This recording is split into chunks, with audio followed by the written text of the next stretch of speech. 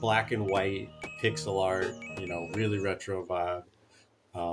And then really limited color palette, which I like because it's really clear to the player what's going on, what your objectives are. Looks like on the left hand side we got a little blue guy, and on the right hand side we got a little pink character, and the two characters seem to be like kind of their controls match entirely. So you're controlling both characters. Maybe you could take us through exactly how that works. You control both characters at the exact same time, and they each have their own screen. And what you see on the left and right screen is almost identical, but not quite.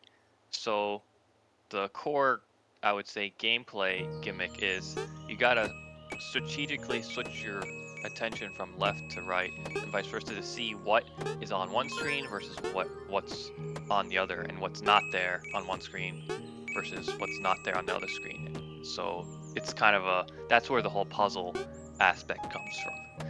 So you'll have these two characters just jumping through the level, and you gotta see, okay, now I gotta look on the left side, now the right side, and Cool. see what obstacles are on each side. So yeah.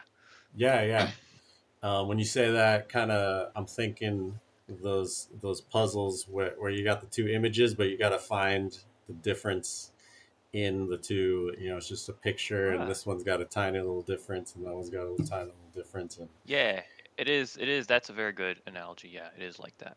yeah, I think everybody likes those. Like those are always fun.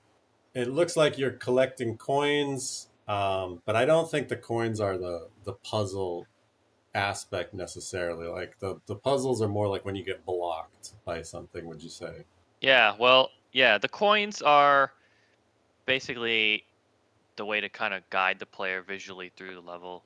You see Mm. they're bright yellow, so that draws the player's attention. So usually, when I want the player to look at one particular area, that's where I'll put coins. So it's kind of where I kind of guide the player. Okay, you gotta look here on this screen. Now you gotta look on this screen at this part, for example. That's not to say they don't have their like uses in game, which I don't want to spoil all that stuff because there are parts where the coins actually do come into play. But they're mostly just to guide the player. Like how the old school platformers did it with Mario. When you're playing as Mario, you wanna get the coins, so you follow where the coins are, and so that's basically what they're for.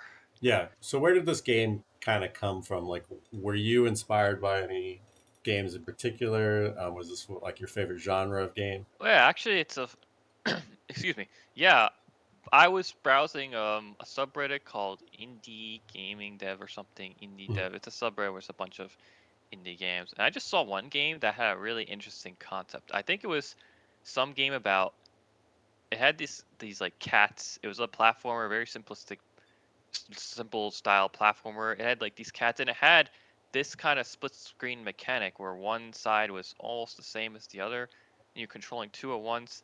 But it was only for like one screen, and I just thought that was really cool. And then I was like, oh, what if I made a whole game around that mechanic? That's Yeah. I mean, it's a very simple inspiration, but that's where it came from, really. And then I don't know. The more I thought about it, the more it seemed like I could actually make a fully fledged game with this mechanic. So I just kind of ran with it. Cool. And I see that the demo's available. What stage is the Yep. demo in? Is it like how much of the The game versus what the final release will Oh be? yeah, the demo is, I would say, it's about 1/5 of the full length of the game Cool. of what we have currently planned. So yeah, that's I'm currently working to finish the full version. I expect that'll be done in mid 2026, hopefully, but that might change